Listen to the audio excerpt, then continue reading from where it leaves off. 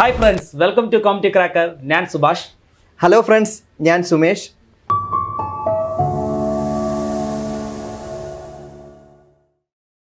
അപ്പോൾ ഇന്ന് നമ്മൾ നോക്കാൻ പോകുന്നത് LD ടൈപ്പിസ്റ്റ് പരീക്ഷയുമായി ബന്ധപ്പെട്ട ചില കാര്യങ്ങളാണ്. അതായത് കഴിഞ്ഞ ദിവസം PSC LD ടൈപ്പിസ്റ്റുമായി ബന്ധപ്പെട്ട് നോട്ടിഫിക്കേഷൻ പുറത്തിറക്കിയിരുന്നു. എനിക്ക് തോന്നുന്നു ഇത് ഇപ്പോൾ ഈ ഉദ്യോഗാർത്ഥികളെ സംബന്ധിച്ചിടത്തോളം വലിയൊരു ഭാഗ്യമാണ്. അവർ കാത്തിരുന്ന ഒരു നോട്ടിഫിക്കേഷൻ ആണ്. പലരും വിചാരിച്ചു ഈ നോട്ടിഫിക്കേഷൻ കാണില്ല, കാരണം നമ്മുടെ ക്ലർക്ക് ടൈപ്പിസ്റ്റിന്റെ വിളിക്കുമെന്ന് പറഞ്ഞു. പക്ഷേ നോട്ടിഫിക്കേഷൻ വരാത്തത് കൊണ്ട് ഉദ്യോഗാർത്ഥികൾ വിചാരിച്ചു ഇനി നോട്ടിഫിക്കേഷൻ ടൈപ്പിസ്റ്റിനെ കാണത്തില്ല. പക്ഷെ അവരെ അമ്പരപ്പിച്ചുകൊണ്ട് 3 ഡിപ്പാർട്ട്മെന്റുകളിലേക്കാണ് ഒരുമിച്ച് നോട്ടിഫിക്കേഷൻ വന്നിരിക്കുന്നത്. ഇനി കമ്പ്യൂട്ടർ അസിസ്റ്റന്റിന്റെ ഒരു വളരെ അടുത്ത് തന്നെ വരാനിരിക്കുകയും ചെയ്യുന്നു. അപ്പൊ ഈ ഒരു വർഷം കൊണ്ട് തന്നെ അവർക്ക് ഈ ഒരു വർഷം ഒരു 7-8 മാസം പഠിച്ചാൽ അവര് നന്നായിട്ട് സെറ്റ് ആവുന്ന ഒരു രീതിയിലാണ്. ഒരുപാട് ഉദ്യോഗാർത്ഥികൾ എന്നോട് ചോദിച്ചിട്ടുണ്ട്, സാർ ഇനി ഈ ടൈപ്പിസ്റ്റിന്റെ നോട്ടിഫിക്കേഷൻ വരുമോ, ടൈപ്പിസ്റ്റ് വരുമോ എന്നൊക്കെ ചോദിച്ചിട്ടുണ്ട്. അവർക്ക് അത് അറിയാനായിട്ട് വലിയ താല്പര്യമുണ്ടായിരുന്നു. പക്ഷെ ഇതൊരു അവസരത്തിന്റെ പെരുമഴയാണ് വന്നിരിക്കുന്നത് കേട്ടോ. യെസ്, അതെ അതെ. ഒരു പഠനത്തിലൂടെ നിങ്ങൾക്ക് ഒരുപാട് ഇതിലേക്ക് നോട്ടിഫിക്കേഷനിലേക്ക് അപ്ലൈ ചെയ്യാൻ പറ്റും. അതുപോലെ തന്നെ ഒരു പഠനത്തിലൂടെ നിങ്ങൾക്ക് ഒരുപാട് എക്സാംസുകൾ എഴുതാൻ പറ്റും എന്നുള്ളതാണ് ഏറ്റവും വലിയൊരു നേട്ടം. പിന്നെ കമ്പ്യൂട്ടർ അസിസ്റ്റന്റ്, അതായത് ഹയർ ക്വാളിഫിക്കേഷൻ ഇല്ലാത്ത ഉദ്യോഗാർത്ഥികളാണെങ്കിൽ നിങ്ങൾ ഹയർ ക്വാളിഫിക്കേഷൻ എടുക്കാൻ വേണ്ടി തയ്യാറായിക്കൊള്ളുക. കാരണം കമ്പ്യൂട്ടർ അസിസ്റ്റന്റിന്റെ ക്വാളിഫിക്കേഷനിൽ ലോവർ അല്ല, ഹയറും കൂടെ വേണ്ടി വന്നേക്കും.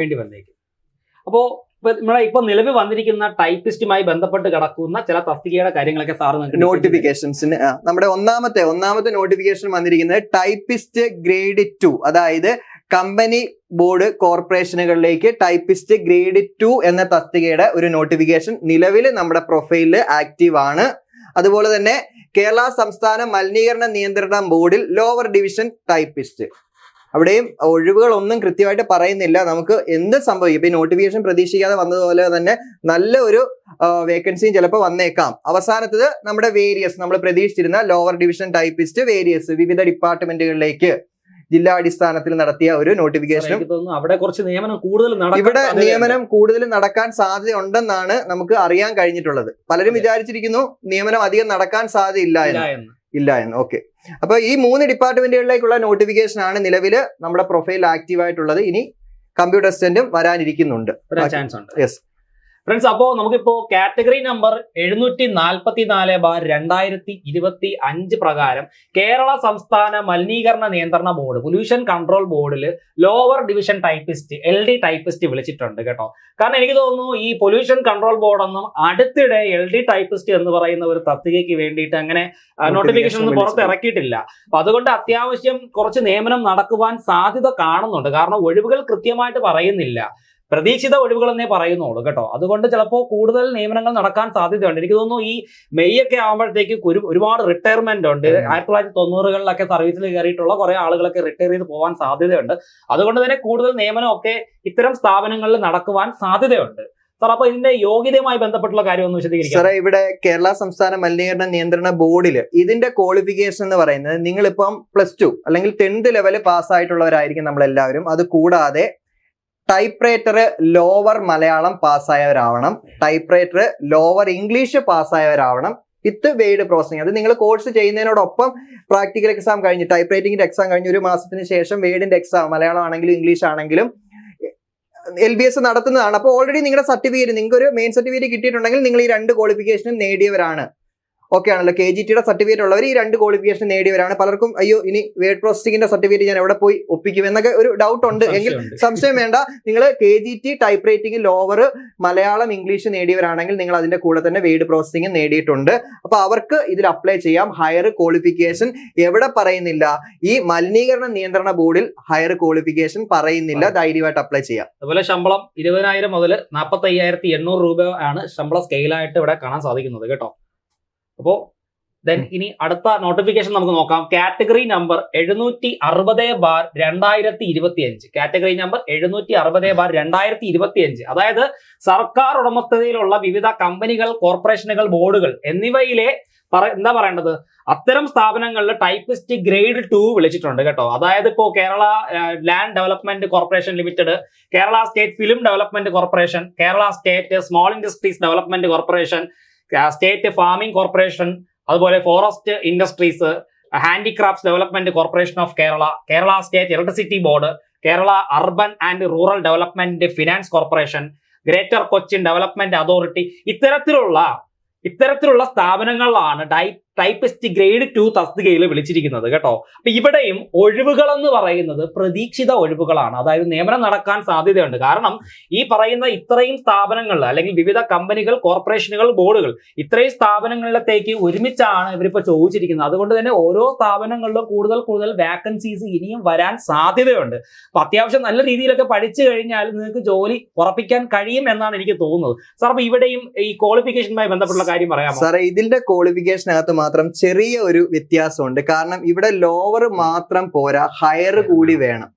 അപ്പൊ കുറച്ചുകൂടി സാധ്യത കൂടുവാണ് ചെയ്യുന്നത്. കാരണം ഇത്രയും ബോർഡുകളിലേക്ക്, ഇത്രയും കോർപ്പറേഷനുകളിലേക്കാണ് നമ്മുടെ നിയമനം നടത്താൻ ഉദ്ദേശിക്കുന്നത്. അപ്പൊ അതനുസരിച്ച് ഹയർ ക്വാളിഫിക്കേഷൻ ഉള്ളവർക്ക് മാത്രം എക്സാം എഴുതാൻ പറ്റൂ എന്നതുകൊണ്ട് കുറച്ചുകൂടി സാധ്യത നമുക്കിവിടെ കൂടുതൽ കാണാം. അപ്പൊ പഠിക്കുന്നവര് ഹയർ ക്വാളിഫിക്കേഷൻ ഉണ്ടെങ്കിൽ ധൈര്യമായിട്ട് പഠിക്കുക. കാരണം നമ്മുടെ മുമ്പിൽ 3 അവസരങ്ങളുണ്ട്. ഇനി ഒരു അവസരം വരാനിരിക്കുന്നു കമ്പ്യൂട്ടർ സ്റ്റഡിന്റെ. അപ്പം ഈ അടുത്ത ഒരു ഒക്ടോബറിനുള്ളിൽ നിങ്ങൾ കൃത്യമായിട്ട് പഠിച്ചു കഴിഞ്ഞാൽ ഒരുവിധം സേഫ് സോണിലേക്ക് എത്താം.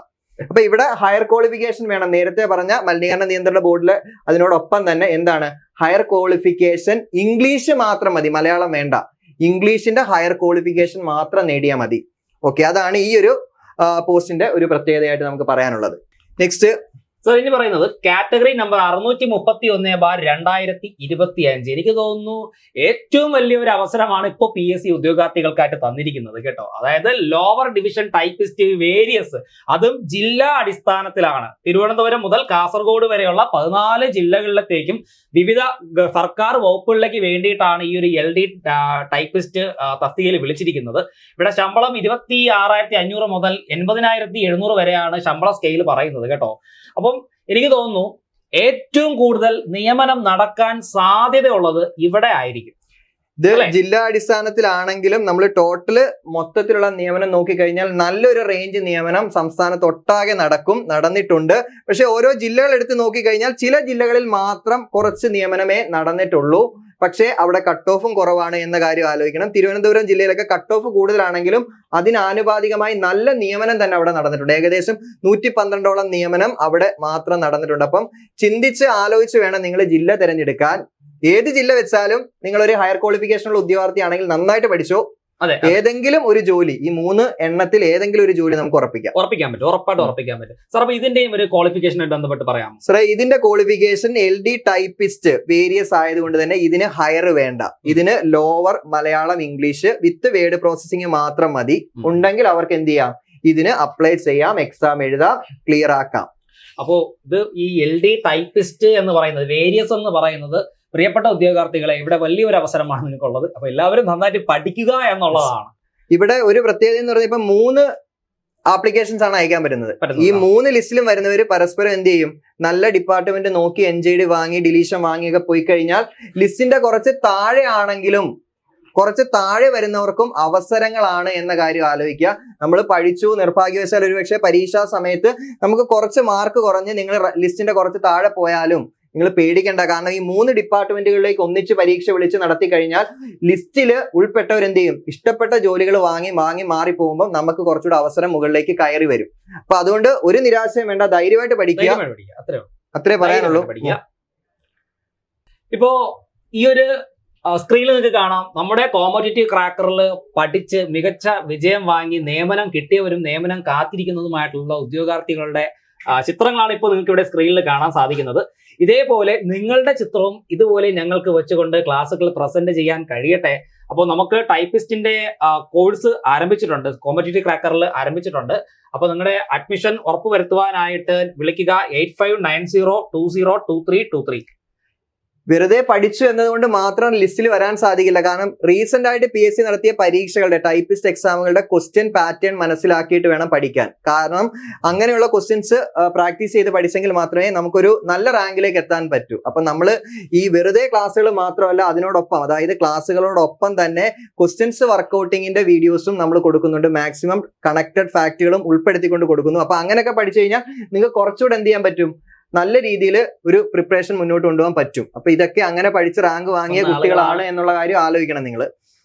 ഓക്കെ, അപ്പൊ നമുക്കിനി സിലബസ് ഒന്ന് പരിചയപ്പെടാം. നിലവില് നമ്മുടെ LD ടൈപ്പിസ്റ്റ് പോലെയുള്ള എക്സാമുകളുടെ സിലബസ് LD ടൈപ്പിസ്റ്റ് ആണെങ്കിലും കമ്പ്യൂട്ടർ അസിസ്റ്റന്റ് ആണെങ്കിലും സ്റ്റെനോഗ്രാഫർ ആണെങ്കിലും ഇതിന്റെ എല്ലാം സിലബസ് ഇങ്ങനെയാണ്. അതായത് ജനറൽ നോളജ്, നമുക്ക് സാധാരണ PSC പരീക്ഷകൾക്കൊക്കെ ജനറൽ നോളജ് ഒരുപാട് ഉണ്ടാവും. ഇവിടെ 10 മാർക്കിന്റെ ജനറൽ നോളജ് ആണ്. 10 മാർക്കിനെ ജനറൽ നോളജ് ചോദിക്കൂ.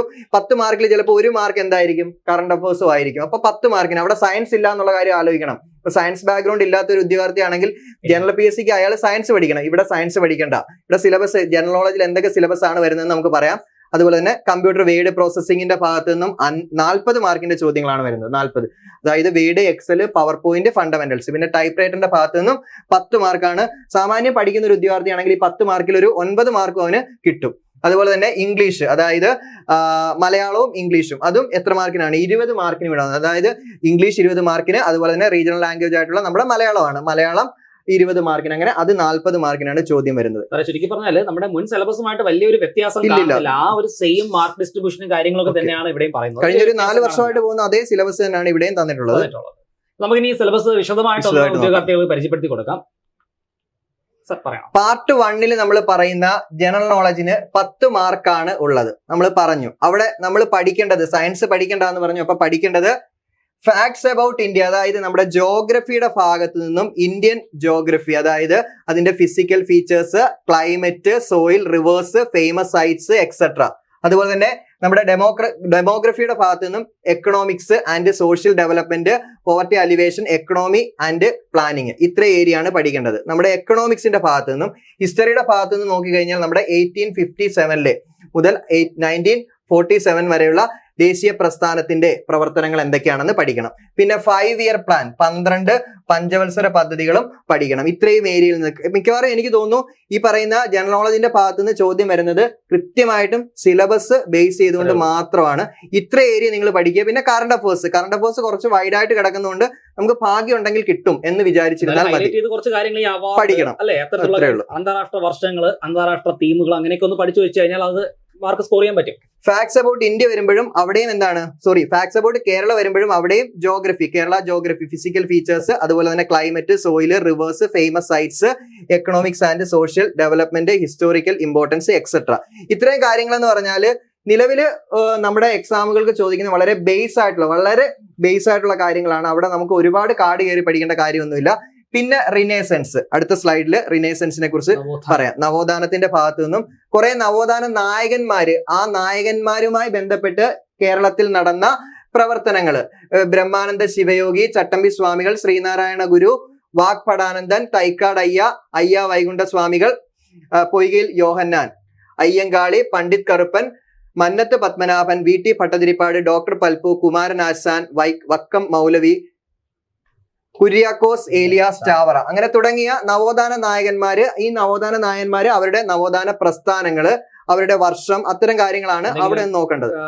എഴുത്തുകളൊക്കെ നടത്തിയിട്ടുണ്ടെങ്കിൽ അത്തരം പുസ്തകങ്ങൾ, അല്ലെ, രചനകൾ, അങ്ങനത്തെ കാര്യങ്ങളൊക്കെ. മിക്കവാറും ഉദ്യോഗാർത്ഥികളൊക്കെ ജനറൽ PSCക്കും കൂടെ വർക്ക് ചെയ്യുന്നതായതുകൊണ്ട് ഇതിനൊക്കെ വേണ്ടി പ്രത്യേകിച്ചൊരു പഠനത്തിന്റെ ഒന്നും ആവശ്യമില്ല. ഈ സിലബസ് കവർ ചെയ്യുന്ന ആൾക്കാരാണെങ്കിൽ വലിയ പ്രശ്നമില്ല, അവർക്ക് അറിയാം. കറണ്ട് അഫേഴ്സിന്റെ ഭാഗം വരുമ്പോഴാണ് നമുക്ക് കുറച്ച് വൈഡ് ആയിട്ട് കിടക്കുന്നത്. അത് നമ്മുടെ ഒരു ഭാഗ്യം എന്ന രീതിയിൽ കണക്കാക്കിയാൽ മതി. പക്ഷെ ഇപ്പൊ നടന്ന ഒരു എക്സാമിന് പോലും ചോദിച്ചത് ഉദ്യോഗാർത്ഥികൾക്ക് ജനറൽ GKയിൽ പഠിക്കാനുള്ള ഒരു കറണ്ട് അഫേഴ്സ് തന്നെ ആയിരുന്നു. കാരണം സ്റ്റേറ്റ്മെന്റിനകത്ത് തെറ്റായ സ്റ്റേറ്റ്മെന്റ് ഒക്കെയാണ് ചോദിച്ചത്. അപ്പൊ അതും നിങ്ങൾ പേടിക്കാതെ പഠിക്കുക. 1 മാർക്കേ മാക്സിമം അവിടെ വരാൻ സാധ്യതയുള്ളൂ.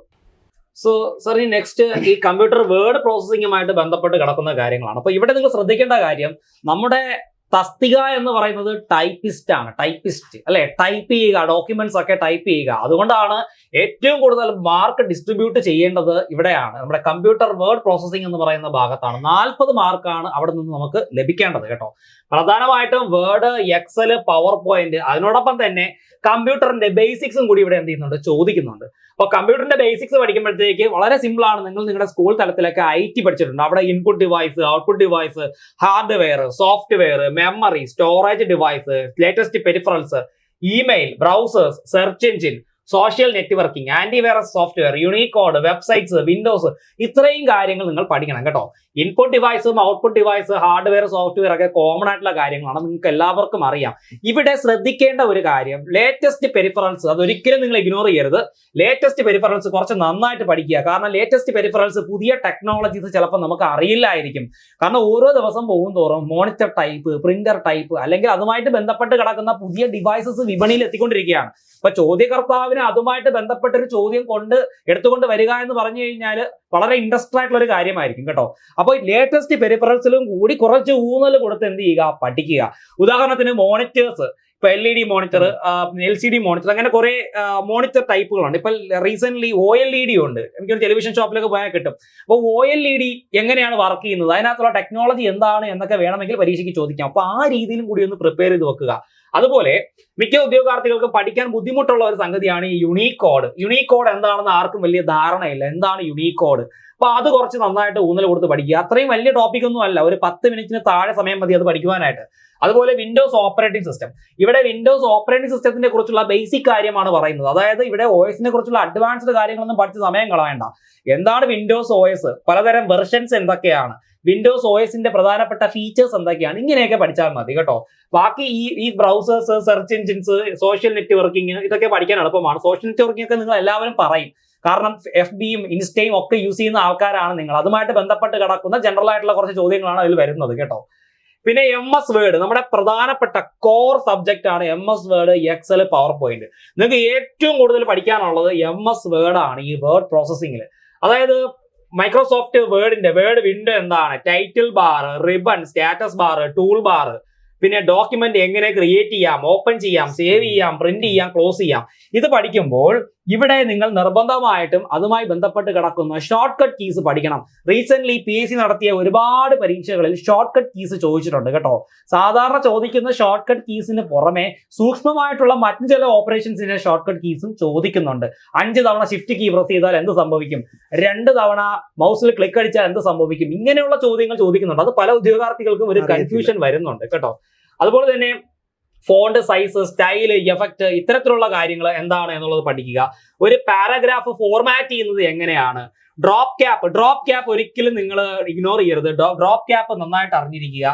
Change case, alignment, tab setting, line spacing, character spacing, ഈ ഇത്രയും കാര്യങ്ങൾ ചിലപ്പോൾ ചില ഉദ്യോഗാർത്ഥികൾക്ക് പഠിക്കാൻ കുറച്ച് ബുദ്ധിമുട്ട് വന്നേക്കാം. ടാബ് സെറ്റ് ചെയ്യുന്നത് എങ്ങനെയാണ്, ക്യാരക്ടർ സ്പേസിംഗിന്റെ ഓപ്ഷൻ ഏത് ഡയലോഗ് ബോക്സിനകത്ത് പോയി കഴിഞ്ഞാൽ നമുക്ക് ആക്സസ് ചെയ്യാൻ പറ്റും, ഇങ്ങനെയുള്ള ചില കാര്യങ്ങൾ ഒരുപാട് പേർക്ക് കൺഫ്യൂഷൻ ഉണ്ട്. അതെല്ലാം കൂടുതൽ ഊന്നൽ കൊടുത്ത് പഠിക്കുക. അതുപോലെ തന്നെ styles and editing, cut, copy, paste, ഇതിന്റെയൊക്കെ ഷോർട്ട് കട്ടുകൾ നന്നായിട്ട് പഠിച്ചിരിക്കുക. ഈ കട്ട്, കോപ്പി, പേസ്റ്റ് എന്ന് പറയുന്ന ടൂള് ഏത് ഗ്രൂപ്പിൽ നിന്നാണ് ആക്സസ് ചെയ്യാൻ സാധിക്കുക, ക്ലിപ്പ് ബോർഡ് എന്ന് പറയുന്ന ഗ്രൂപ്പിൽ നിന്നാണ് ഇത് കിട്ടുന്നത്. ഹോം ടാബില് ക്ലിപ്പ് ബോർഡ്, അത് പഠിച്ചു വെക്കുക. പിന്നെ ഷോർട്ട് കട്ട് കീസും ഫംഗ്ഷൻ കീസും, ഇത് വളരെ ഇമ്പോർട്ടന്റ് ആണ് കേട്ടോ. നമ്മുടെ സാധാരണ ഒരു കീബോർഡിൽ 12 ഫംഗ്ഷൻ കീസ് ഉണ്ട്. ആ 12 ഫംഗ്ഷൻ കീസിൽ വിവിധ കീസ് പലതരത്തിലുള്ള ഓപ്പറേഷൻസിന് വേണ്ടിയിട്ട് യൂസ് ചെയ്യുന്നുണ്ട്. അപ്പൊ അത് നന്നായിട്ട് പഠിച്ചു വെക്കുക. പിന്നെ ഇൻസേർട്ട് ടാബ് എന്ന് പറഞ്ഞു കഴിഞ്ഞാൽ നമ്മുടെ ഈ എലമെന്റുകൾ, എക്സ്ട്രാ എലമെന്റുകൾ ഡോക്യുമെന്റിനകത്ത് കൊണ്ടുവെക്കാനായിട്ട് യൂസ് ചെയ്യുന്നു. അപ്പൊ അതിനെക്കുറിച്ച് ഒന്ന് പഠിക്കുക. പിന്നെ page layout, page size, margin, line spacing, orientation, indentation. പിന്നെ ഇതിൽ എനിക്ക് പറയേണ്ട പ്രധാനപ്പെട്ട ഒരു കാര്യം, PSCയുടെ ഇഷ്ട ചോദ്യമാണ്, ഓരോ സെറ്റിംഗ്സിന്റെയും ഡിഫോൾട്ട് വാല്യൂ എന്താണ്, അല്ലെങ്കിൽ ഡിഫോൾട്ട് ടൈപ്പ് എന്താണ്. ഇപ്പൊ ഡിഫോൾട്ട് ഫോണ്ട് സൈസ് 11 എന്ന് നമുക്കറിയാം, ഡിഫോൾട്ട് ഫോണ്ട് ടൈപ്പ് കാലിബ്രി ആണ് എന്ന് നമുക്കറിയാം, ഡിഫോൾട്ട് ഫോണ്ട് കളർ ബ്ലാക്ക് ആണെന്ന് അറിയാം. അത്തരത്തിലുള്ള കാര്യങ്ങൾ നന്നായിട്ട് പഠിക്കുക. അതുപോലെ മെയിൽ മെർജിങ് നന്നായിട്ട് പഠിക്കുക കേട്ടോ. എന്താണ് മെയിൽ മെർജിങ്? മെയിൽ മെർജിങ്ങിന്റെ സ്റ്റെപ്പുകൾ, ചിലപ്പോൾ ആ സ്റ്റെപ്പുകൾ ഒരു സീക്വൻസിൽ കറക്റ്റ് ആയിട്ട് അറേഞ്ച് ചെയ്ത് കൊടുക്കാൻ പറയും. സ്റ്റെപ്പ് 1 എന്താണ്, സ്റ്റെപ്പ് 2 എന്താണ്, സ്റ്റെപ്പ് 3 എന്താണെന്ന്. അപ്പൊ അത് നന്നായിട്ട് പഠിക്കുക. പിന്നെ ടേബിൾ ഓഫ് കണ്ടന്റ്സ്, ഇത് എനിക്ക് തോന്നുന്നു സാധാരണ ഒരു MS വേർഡ് ഒക്കെ പഠിക്കുന്ന ആൾക്കാർക്ക് അധികം ഗ്രാഹ്യമില്ലാത്ത ഒരു സാധനമാണിത്. കാരണം അധികം ആരും അങ്ങനെ വായിച്ചിട്ടോ പഠിച്ചിട്ടോ ഒന്നും ഇല്ലാത്തൊരു സാധനമാണ്. അത് കുറച്ച് ഇമ്പോർട്ടൻസ് കൊടുത്ത് തന്നെ പഠിക്കുക കേട്ടോ. Table of contents, footnote എന്താണ്, എൻഡ് നോട്ട് എന്താണ് എന്നുള്ളത്. പിന്നെ വ്യൂസ്, 5 തരത്തിലുള്ള വ്യൂസ് ഉണ്ട്. ഓരോ വ്യൂസും എന്താണ്, ഗേറ്റ്സ് എന്താണ്, റൂളേഴ്സ് എന്താണ്, ഇത്തരം കാര്യങ്ങളൊക്കെ നന്നായിട്ട് പഠിക്കുക. ഇതെല്ലാം ഒരു PSC ചോദ്യകർത്താവിന് ചോദിക്കുവാൻ വളരെ താല്പര്യമുള്ള സംഗതിയാണ്. നിങ്ങളുടെ മാർക്ക് നിങ്ങൾക്ക് സ്കോർ ചെയ്യാനും അതുപോലെ തന്നെ മാർക്ക് കളയുവാനും പറ്റുന്ന ടോപ്പിക്കാണ്. കുറച്ചൊന്ന് ടൈറ്റ് ആക്കി കഴിഞ്ഞാൽ നമുക്ക് കൺഫ്യൂഷൻ വരും. അപ്പൊ കൺഫ്യൂഷൻ വരാതെ നമുക്ക് അത്യാവശ്യം സമയമുണ്ടല്ലോ, നന്നായിട്ട് തന്നെ പഠിച്ചെടുക്കുവാനായിട്ട് സാധിക്കും. ഇനി ഇൻട്രൊഡക്ഷൻ ഓഫ് എക്സൽ. സാർ, അപ്പോൾ എക്സലിനെ കുറിച്ച് സാർ ഒന്ന് പറയാം. എക്സൽ എന്ന് പറഞ്ഞാൽ നമുക്കറിയാം MS വേർഡിലെ മറ്റൊരു ആക്ടിവിറ്റി ചെയ്യുന്ന ഒരു സോഫ്റ്റ്വെയർ ആണ് എക്സലുമായിട്ട് ബന്ധപ്പെട്ട് നമുക്ക് ഓവറായിട്ടൊന്നും, എക്സൽ ആണെങ്കിലും ഇവിടെ പവർ പോയിന്റ് ആണെങ്കിലും നമ്മുടെ MS വേർഡുമായിട്ട് കമ്പയർ ചെയ്യുമ്പോൾ വളരെ കുറച്ച് കണ്ടന്റ് മാത്രമേ നമുക്ക് ഇവിടെ പഠിക്കാനുള്ളൂ. പക്ഷേ ഈ പവർ പോയിന്റിനെ ഒരുപാട് നമ്മളെ കൺഫ്യൂസ് ചെയ്യിക്കുന്ന രീതിയിൽ ഇപ്പൊ റീസെന്റ് ആയിട്ട് നടന്ന ഒരു ടൈപ്പിസ്റ്റ് എക്സാമിന് സ്റ്റേറ്റ്മെന്റ് ചോദ്യങ്ങൾ വന്നു. ഉദ്യോഗാർത്ഥികൾക്ക് തൊടാൻ പോലും പറ്റില്ല. കാരണം അതിനകത്ത് എന്തൊക്കെയാണ് സംഭവിക്കുന്നത്, അല്ലെ അതിന്റെ ആ ഫംഗ്ഷൻസ് എന്തൊക്കെയാണെന്ന് പറഞ്ഞ് സ്റ്റേറ്റ്മെന്റ് ആയിട്ട് തന്നപ്പം ഇവിടെ എന്താക്കി, കൺഫ്യൂസ് ആക്കി. അപ്പൊ ആ ഒരു രീതിയിൽ കൂടി പ്രിപ്പറേഷൻ നിങ്ങൾ കൊണ്ടുപോകണം എന്നാണ് പറയുന്നത്. കൃത്യമായിട്ട് ആ സ്റ്റെപ്സ് നമ്മൾ ഓർക്കണം. അപ്പം MS പവർ പോയിന്റും എക്സലും നിങ്ങൾക്ക് പഠിക്കാൻ കുറച്ച് ഏരിയ ഉള്ളെങ്കിൽ മാത്രവും കുറച്ചുകൂടി ഡീറ്റെയിൽഡ് ആയിട്ട് നമ്മൾ ഡീപ്പായിട്ട് അവിടെ എന്ത് ചെയ്യണം, സ്റ്റഡി നടത്തണം എന്നാണ് പറയാനുള്ളത്. ഇവിടെ വളരെ എളുപ്പത്തിൽ പഠിക്കാനുള്ള കാര്യങ്ങളൊക്കെയാണ് വർക്ക് ബുക്ക്. ഇതൊക്കെ ചോദിക്കുന്നത് ഈ വർക്ക് ബുക്കിന്റെ ഭാഗത്തു നിന്നും റോസ് ആൻഡ് കോളസിന്റെ ഭാഗത്തു നിന്നൊക്കെ വന്ന സിമ്പിൾ ചോദ്യങ്ങളും ഉണ്ട്. അതുപോലെ തന്നെ പവർ പോയിന്റ് ആണ് ഉദ്യോഗാർത്ഥികളെ കൺഫ്യൂസ് ചെയ്യിച്ചത്. അപ്പൊ അതനുസരിച്ച് പഠനം നമ്മൾ അറേഞ്ച് ചെയ്യണം എന്നൊരു മുന്നറിയിപ്പാണ് ഇപ്പൊ റീസെന്റ് ആയിട്ട് നടത്തിയ ഒരു എക്സാമില് PSC നമ്മളോട് പറഞ്ഞിട്ടുള്ളത്. പല ഉദ്യോഗാർത്ഥികളും ഈ വേർഡ് പഠിക്കുന്നതിന്റെ അത്രയും ഒരു ഇമ്പോർട്ടൻസ് ഈ പവർ പോയിന്റ് പഠിക്കാനായിട്ട് കൊടുക്കുന്നില്ല. പവർ പോയിന്റ് അത്രയ്ക്കും ഒരു പ്രാധാന്യം കൊടുക്കാതെ പലരും ചുമ്മാ വായിച്ചു പോകുന്നു. പക്ഷെ എനിക്ക് തോന്നുന്നു ഇവർക്ക് ഇത് പ്രാക്ടിക്കലി ചെയ്ത് കാണിച്ച് പഠിപ്പിച്ചു കഴിഞ്ഞാൽ കുറച്ചുകൂടി എളുപ്പം പഠിക്കാൻ പറ്റും. ഇത് കമ്പാരിറ്റീവ്ലി വളരെ സിമ്പിൾ ആയിട്ട് പഠിക്കാൻ പറ്റുന്ന രണ്ട് കാരണങ്ങളാണ്. പക്ഷെ ഉദ്യോഗാർത്ഥികൾ ഇത് എനിക്ക് തോന്നുന്നു ടൈപ്പ് റൈറ്റിംഗ് എക്സാമിലൊക്കെ വേർഡിൽ ചെയ്തിട്ടുണ്ട്. പക്ഷെ അവരാരും എക്സലിലോ പവർ പോയിന്റിലോ ചെയ്തിട്ടില്ല. DCA പോലുള്ള കോഴ്സ് ചെയ്തവരാണെങ്കിൽ അവർക്ക് എന്തെങ്കിലും ഒരു ഐഡിയ ഇതിനെ കുറിച്ച് കാണും. ഉറപ്പായിട്ടും ഉണ്ടാവും. ഓക്കെ, അപ്പൊ ഇത് നിങ്ങൾ കൃത്യമായിട്ട് നമ്മൾ പഠിക്കണം. ഇവിടെ ഞാൻ ഓരോന്നും എക്സ്പ്ലെയിൻ ചെയ്ത് പറഞ്ഞിട്ടില്ല. വളരെ കുറച്ച് കാര്യങ്ങളേ ഉള്ളൂ. പുതിയ ന്യൂ ടൈപ്പ് ചോദ്യങ്ങൾ മുൻനിർത്തി വേണം നമ്മുടെ ഇനിയുള്ള പഠനം. കാരണം ഇവിടെ നമുക്ക് സിമ്പിൾ കാര്യങ്ങൾ പഠിക്കുന്നതിനേക്കാൾ ഉപരി ന്യൂ ടൈപ്പ് ചോദ്യങ്ങൾക്ക് ഇമ്പോർട്ടൻസ് കൊടുക്കണം. ഇനി അടുത്തത് പാർട്ട് 3 വരുന്നത് ടൈപ്പ് റൈറ്റിംഗിന്റെ 10 മാർക്ക്. വളരെ എളുപ്പം മാർക്ക് സ്കോർ ചെയ്യാൻ പറ്റുന്ന ഒരു ഏരിയ ആണ് നമ്മുടെ ഈ ടൈപ്പ് റൈറ്റിംഗിന്റെ ഭാഗം. നമുക്കൊരു ഫ്രെയിം ഉണ്ട്, അതിനകത്തുനിന്നേ ചോദ്യം വരത്തുള്ളൂ. ഇനി ക്വസ്റ്റ്യൻ ടഫ് ആവുകയാണെങ്കിൽ അത് സ്റ്റേറ്റ്മെന്റ് ആവും. അതേ ഉള്ളൂ വ്യത്യാസം. History of type writer, keys of type writer, parts of type writer, cleaning A type writer, rocker mechanism, dog block, movement of the type writer, official abbreviations, functions of type writer, symbols. ഇത്രയും area ആണ് അവിടെ വരുന്നത്. അത് പ്രത്യേകിച്ച് നമ്മൾ പേടിച്ച് പഠിക്കേണ്ട കാര്യമൊന്നുമില്ല. 10 മാർക്കിൽ ഒന്നും പഠിക്കാത്ത ഒരു ഉദ്യോഗാർത്ഥിക്ക് പോലും ടൈപ്പ് റൈറ്റർ പഠിച്ച ആളാണെങ്കിൽ അയാൾക്ക് ഒരു 6 മാർക്ക് 100% ഉറപ്പിക്കാം. പിന്നെ ഒരു 8 മാർക്ക് ഒരു 10 മാർക്കിലേക്ക് എത്തണമെങ്കിൽ കുറച്ചുകൂടെ നല്ലൊരു ഡീപ് സ്റ്റഡി അവിടെ വേണം. ഇനി സാർ നമുക്ക് റീജിയണൽ ലാംഗ്വേജ് നോക്കുകയാണെങ്കിൽ മലയാളം എനിക്ക് തോന്നുന്നു ഇപ്പോൾ ഈ ജനറൽ PSC ഒക്കെ പഠിക്കുന്ന ആൾക്കാർക്ക് വലിയൊരു ബുദ്ധിമുട്ടില്ല. LD ക്ലർക്ക് ലെവലിലൊക്കെ പഠിച്ചിട്ടുള്ള ആൾക്കാർക്കാണെന്നുണ്ടെങ്കിൽ ഈസി ആയിട്ട് മാർക്ക് സ്കോർ ചെയ്യാൻ പറ്റും. അതായത് പദശുദ്ധി, വാക്യശുദ്ധി, പരിഭാഷ, ഒറ്റപ്പദം, പര്യായം, വിപരീത പദം, ശൈലികള്, പഴഞ്ചൊല്ലുകള്, സമാന പദം, ചേർത്തെഴുതുക, സ്ത്രീലിംഗം, പുർലിംഗം, വചനം, പിരിച്ചെഴുതൽ, ഘടകപദം, വാക്യം ചേർത്തെഴുതുക, ഇത്തരത്തിലുള്ള കാര്യങ്ങളൊക്കെയാണ് ഇവിടെ വരുന്നത്. എനിക്ക് തോന്നുന്നു ഇപ്പൊ ഈ LD ക്ലർക്ക് പോലുള്ള പരീക്ഷയ്ക്കൊക്കെ തയ്യാറെടുത്തിട്ടുള്ള അല്ലെങ്കിൽ തയ്യാറെടുക്കുന്ന അല്ലെങ്കിൽ മറ്റ് ജനറൽ PSC ഒക്കെ പഠിക്കുന്ന ആൾക്കാരാണ് എന്നുണ്ടെങ്കിൽ അവർ ഈസി ആയിട്ട് പഠിച്ചെടുക്കും, അല്ലെങ്കിൽ പഠിച്ചെടുക്കാൻ കഴിയുന്ന ടോപ്പിക് തന്നെയാണ് ഇവിടെ വരുന്നത് കേട്ടോ. 20 മാർക്കാണല്ലോ ഈ മലയാളത്തിന് വേണ്ടി ഡിസ്ട്രിബ്യൂട്ട് ചെയ്യുന്നത്. 20 മാർക്കിന്റെയാണ് ഈ ഒരു ഏരിയയിൽ നിന്ന് വരുന്നത്. സ്ലൈഡ് അടുത്ത്. അപ്പൊ ഈ 20 മാർക്കിന്റെ മലയാളം നമുക്ക് ജനറൽ PSC പഠിക്കുന്ന ഉദ്യോഗാർത്ഥികളെ സംബന്ധിച്ചിടത്തോളം അത്ര ഒരു ബുദ്ധിമുട്ടില്ല. എങ്കിൽ പോലും നമുക്ക് ടൈപ്പിസ്റ്റ് എക്സാമുകൾക്ക് ചോദിക്കുന്ന പാറ്റേൺ ആ ടൈപ്പിസ്റ്റിന്റെ ഒരു കോഴ്സിൽ നമ്മൾ കൊടുക്കുന്നുണ്ട്. അത് കൃത്യമായിട്ട് ആ ഒരു പാറ്റേണിലൂടെ പോകണം. കാരണം 10 മാർക്കിന്റെ ചോദ്യങ്ങളാണ് ഇവര് സാധാരണ ഒരു ജനറൽ PSCയിൽ ഇപ്പൊ കാണുന്നത്. പക്ഷെ ഇവിടെ നമുക്ക് 20 മാർക്കിന്റെ ചോദ്യങ്ങൾ. അപ്പൊ ആ ഒരു വ്യത്യാസമുണ്ട്. ഇംഗ്ലീഷ് എടുത്താലും അങ്ങനെ തന്നെയാണ്. മിക്കവാറും ഒരു 95% ജനറൽ PSCയുടെ പോലെ തന്നെയുള്ള ചോദ്യങ്ങളാണ് വരുന്നത്.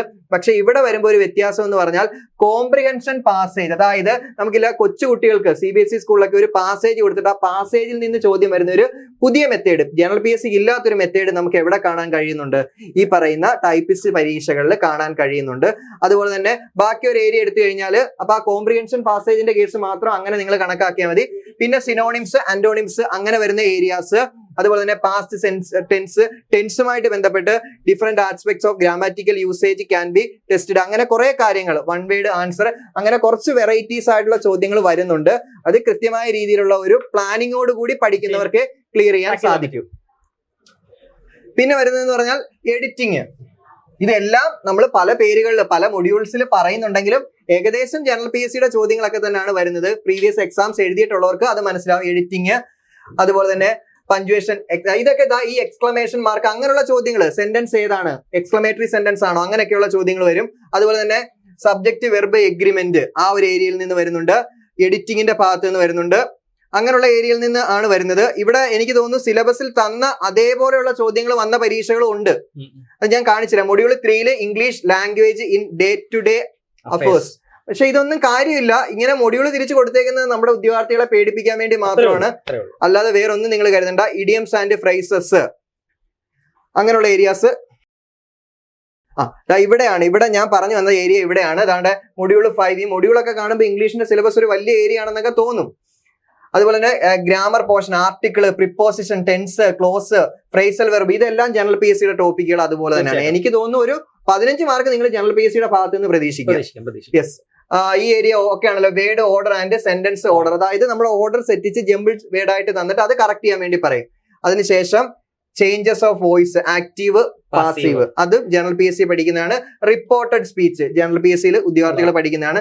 ഈ സ്പെൽ ചെക്കിൽ ഒരു എക്സാമിന് ഈ തന്നിട്ടുള്ളത് ഇതുപോലെ തന്നെ വാക്യൂം അതുപോലെ തന്നെ ഒരു എക്സാമിന് കയറി ചോദിച്ചു. അതാണ് പ്രത്യേകത. നമ്മുടെ സിലബസിനകത്ത് എക്സാമ്പിൾ ആയിട്ട് തന്ന അതേ പദം തന്നെ എടുത്ത് നമ്മുടെ എക്സാമിന് ചോദിച്ചു എന്നുള്ളതാണ്. അപ്പം ഇത്തരത്തിലുള്ള വാക്കുകൾ അത് പരമാവധി നമുക്ക് നോക്കേണ്ടത് പ്രീവിയസ് പരീക്ഷകളിൽ ചോദിച്ച വാക്കുകൾ നോക്കുക. അതൊക്കെ തന്നെ ആയിരിക്കും തിരിച്ചും മറിച്ചും ചോദിക്കുന്നത്.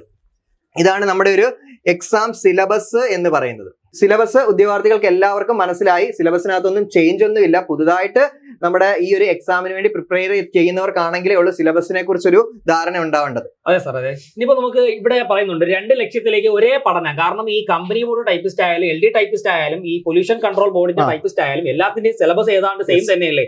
അപ്പൊ ഒരു ആസൂത്രണം ഒറ്റ തവണ മതി. പക്ഷെ 3 അവസരങ്ങളാണ് നമുക്ക് അവിടെ കിട്ടുന്നത്. 3 അല്ല, ഇനി ഇപ്പൊ കമ്പ്യൂട്ടർ അസിസ്റ്റന്റ് വരുന്നുണ്ട്. അപ്പൊ ഈ ഒരു കോഴ്സ് പഠിച്ചു പോകുന്ന ഒരു ഉദ്യോഗാർത്ഥിക്ക് ഈ ഒരു ഒക്ടോബർ നവംബർ മാസം വരെ പഠിച്ചാൽ മതി. അവൻ എന്തും എഴുതാൻ പറ്റും. ഈ കമ്പ്യൂട്ടർ അസിസ്റ്റന്റ് എഴുതി പഠനത്തോടെ നല്ലൊരു റാങ്കിൽ, അതായത് ജോലി ഉറപ്പിക്കാം. ഈ ഒരു ക്വാളിഫിക്കേഷൻ നേടിയതിലൂടെ ഒരു ജോലി ഉറപ്പിക്കാനായിട്ട് പറ്റും. അപ്പൊ നമുക്കിപ്പോ ഇവിടെ കോമ്പറ്റേറ്റീവ് ക്രാക്കറിൽ ടൈപ്പിസ്റ്റിന്റെ ഒരു പുതിയ ബാച്ച് സ്റ്റാർട്ട് ചെയ്തിട്ടുണ്ട് കേട്ടോ. അപ്പൊ നിങ്ങൾക്ക് പഠിക്കാനായിട്ട് ഒത്തിരി ടൈം ഉണ്ട്. ഏകദേശം 10 മാസത്തോളം ടൈം ഓരോ ഉദ്യോഗാർത്ഥികൾക്കും പഠിക്കാൻ കിട്ടുന്നുണ്ട്. നമ്മുടെ സിലബസ് 10 മാസം പഠിക്കാനൊന്നും ഇല്ല. നമ്മുടെ day to day time table വെച്ച് പഠിക്കാനാണെങ്കിൽ 10 മാസത്തേക്കൊന്നും ഇല്ല. 10 മാസം ഉണ്ടല്ലോ എന്ന് പറഞ്ഞ് ചിലരൊക്കെ ഉഴപ്പാനും സാധ്യതയുണ്ട്. ഇനി കിടക്കില്ല, 5 മാസം കഴിഞ്ഞിട്ട് പഠിക്കാം, അല്ലെങ്കിൽ ഓണം വരെ വെയിറ്റ് ചെയ്ത് ഓണം കഴിഞ്ഞ് പഠിക്കാമെന്ന് വിചാരിക്കും. അങ്ങനെ പറഞ്ഞിട്ട് കാര്യമില്ല, നേരത്തെ നേരം പഠിക്കണം. കാരണം ടൈറ്റ് കോമ്പറ്റീഷൻ ആണ്. നമ്മൾ പഠിച്ച് തീർത്ത് സിലബസ് കവർ ചെയ്തിട്ട് അത് എത്രമാത്രം റിവിഷൻ ചെയ്യുന്നു എന്നതിന്റെ അടിസ്ഥാനത്തിലാണ് നമ്മുടെ റാങ്ക് എവിടെ ആയിരിക്കും എന്നുള്ള കാര്യം നിശ്ചയിക്കുന്നത്. അപ്പൊ നിങ്ങൾക്ക് അഡ്മിഷൻ എടുക്കാൻ താല്പര്യമുള്ള ഉദ്യോഗാർത്ഥികൾ നമ്മുടെ മുകളിൽ കാണുന്ന നമ്പറിൽ വിളിക്കുക. 8590202323. നിങ്ങൾക്കോ നിങ്ങളുടെ സുഹൃത്തുക്കൾക്കോ ഒക്കെ അഡ്മിഷൻ എടുക്കാം. മികച്ച രീതിയിൽ എല്ലാവർക്കും പഠിക്കുവാനായിട്ടുള്ള വലിയൊരു പ്ലാറ്റ്ഫോമാണ് ഞങ്ങൾ ഒരുക്കുന്നത്. ഇതൊരു സുവർണ അവസരമാണെന്നുള്ള കാര്യം നിങ്ങൾ മറക്കരുത്. 3 അല്ല 4 അവസരങ്ങളാണ് നമ്മുടെ മുമ്പിലേക്ക് വരാനിരിക്കുന്നത്. അപ്പം കൃത്യമായിട്ട് പഠിച്ചു പോയി റിവിഷൻ ചെയ്യുക. അതിനാണ് ഏറ്റവും, പഠനത്തെക്കാൾ ഉപരി റിവിഷൻ ചെയ്യുക. സിസ്റ്റമാറ്റിക് ആയിട്ടുള്ള ഒരു ഫോളോ അപ്പോട് കൂടി മെന്റർഷിപ്പോട് കൂടി റിവിഷൻ ചെയ്ത് പോവുക. നല്ല രീതിയിൽ പരീക്ഷകൾ എഴുതി ഓരോ തവണ എഴുതുമ്പോഴും ഗ്രാജുവലായിട്ട് മാർക്ക് കൂട്ടുക എന്നതൊക്കെയാണ് നമ്മൾ കൂടുതലും ശ്രദ്ധിക്കേണ്ടത്. കുറെ കാര്യങ്ങൾ ഈ വലിച്ചു വാരി എടുത്തു വെച്ച് പഠിച്ചിട്ട് കാര്യമില്ല. ഹൈലൈറ്റ് ചെയ്ത് നമുക്ക് ഒരു ക്വസ്റ്റ്യൻ കാണുമ്പോൾ നമുക്ക് ഇത് വരും എന്ന് നമുക്ക് തോന്നും. കാരണം പ്രീവിയസ് ക്വസ്റ്റ്യൻ പേപ്പർ എടുത്ത് നോക്കുമ്പോൾ തന്നെ ഒരു ഐഡിയ കിട്ടും. ആ രീതിയിൽ പഠിക്കുക എന്നുള്ളതാണ്. അല്ലാതെ കുറെ കാര്യങ്ങൾ വലിച്ചു വാരി എടുത്ത് പഠിച്ച് സമയം പാഴാക്കി കളയേണ്ട ഒരു ആവശ്യമില്ല എന്നുകൂടി. ഇതിനകത്ത് സിലബസിൽ ഇല്ലാത്ത ഭാഗത്തുനിന്ന് ചോദ്യം വരുന്നുണ്ട്. അത് നമ്മൾ ശ്രദ്ധിക്കണം. പല പരീക്ഷകൾക്കും IT ആക്ടിന്റെ ഭാഗത്തുനിന്ന്, ഹാക്കിംഗ് അങ്ങനെ ഏരിയാസിന്റെ ഭാഗത്തുനിന്ന് ചോദ്യം വന്നിട്ടുണ്ട് കഴിഞ്ഞൊരു എക്സാമിന്. അപ്പൊ നമ്മൾ കൃത്യമായിട്ട് എന്ത് ചോദിക്കുന്നു എന്ന് മനസ്സിലാക്കിയിട്ട് വേണം അതനുസരിച്ച് പഠിക്കാം. സെക്ഷൻ 66 ബന്ധപ്പെട്ട് അങ്ങനെയുള്ള കാര്യങ്ങളൊക്കെ വരുന്നുണ്ട്. അപ്പൊ അതും ജസ്റ്റ് അത് ഒരു ഗ്രാഹ്യം അതിനെക്കുറിച്ചൊക്കെ. ഐഡന്റിക്കൽ ത്രെഫ്റ്റ്, ആ ഒരു ഏരിയയിൽ നിന്ന് ഒരു ചോദ്യം ഇക്കഴിഞ്ഞ എക്സാമിന് ഐഡന്റിക്കൽ ത്രെഫ്റ്റ്. അപ്പൊ അതുകൊണ്ട് കൃത്യമായിട്ട് നിങ്ങൾ എന്ത് പഠിക്കണമെന്നുള്ള കാര്യം നമുക്കറിയാം. അതനുസരിച്ചായിരിക്കും ക്ലാസ്സുകൾ നൽകുന്നത്. അപ്പം കോഴ്സിൽ ജോയിൻ ചെയ്താൽ നിങ്ങളുടെ ജോലി ഗ്യാരണ്ടീഡ് ആണ്. അതെ, തീർച്ചയായിട്ടും. കാരണം 3 പരീക്ഷയാണ്. ഫസ്റ്റ് ഒരു പരീക്ഷ എഴുതുമ്പോൾ തന്നെ അടുത്ത പരീക്ഷയ്ക്ക് എങ്ങനെ പഠിക്കണം എന്നുള്ള ധാരണ അവർക്ക് കിട്ടും. ഓക്കെ, അപ്പം എല്ലാവർക്കും താങ്ക്സ്. നമുക്ക് ഇനി ക്ലാസ്സുകളിൽ കാണാം. അപ്പൊ കൃത്യമായിട്ട് നിങ്ങൾ എന്ത് ചെയ്യുക, നന്നായിട്ട് പ്രിപ്പയർ ചെയ്യുക. എന്ത് സഹായം വേണമെങ്കിലും നമ്മുടെ നമ്പറിലേക്ക് കോൺടാക്ട് ചെയ്യുക. അപ്പോൾ സാർ, നമുക്ക് ഈ കുറെ കാര്യങ്ങൾ എനിക്കും സുമേഷ് സാറിനും കൂടി ചേർന്ന് ഉദ്യോഗാർത്ഥികൾക്ക് പറഞ്ഞു കൊടുക്കാൻ പറ്റുന്ന നിങ്ങളുടെ മനസ്സിൽ തോന്നിയ ആശയങ്ങളും അതുപോലെ തന്നെ നമ്മൾ മറ്റ് അധ്യാപകരോടൊക്കെ ചോദിച്ചപ്പോഴത്തേക്ക് അവർ പറഞ്ഞ ആശയങ്ങളും ഒക്കെ എനിക്ക് നല്ല രീതിയിൽ പ്രസന്റ് ചെയ്യാൻ പറ്റി എന്നാണ് ഞങ്ങൾ വിശ്വസിക്കുന്നത്. അപ്പോൾ നിങ്ങൾ മാക്സിമം പ്രൊഡക്റ്റീവ് ആക്കി എടുക്കുക. ഞാൻ സ്ഥിരം എൻ്റെ ഉദ്യോഗാർത്ഥികളോട്, എൻ്റെ വിദ്യാർത്ഥികളോട് പറയുന്ന ഒരു ടേമാണ് നിങ്ങൾ മാക്സിമം പ്രൊഡക്റ്റീവ് ആക്കി എടുക്കുക, ടൈം പ്രൊഡക്റ്റീവ് ആക്കി എടുക്കുക. 10 മാസം ഇങ്ങനെ നീണ്ടു നിവർന്ന് കിടക്കുകയാണ്. മിക്കവാറും ഒരു ഒക്ടോബർ മുതൽ ഡിസംബർ ആ ഒരു റേഞ്ചിൽ നമുക്ക് പരീക്ഷ പ്രതീക്ഷിക്കാൻ പറ്റുമല്ലോ. കലണ്ടർ വന്നിട്ടുണ്ട്.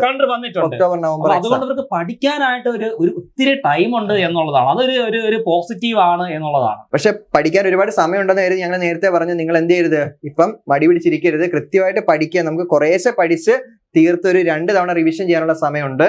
അപ്പോ എന്തായാലും ഇന്നത്തെ ഞങ്ങളുടെ ഈ ഒരു ക്ലാസ് നിങ്ങൾക്ക് എല്ലാവർക്കും ഇഷ്ടപ്പെട്ട് കാണും, മനസ്സിലായി കാണും.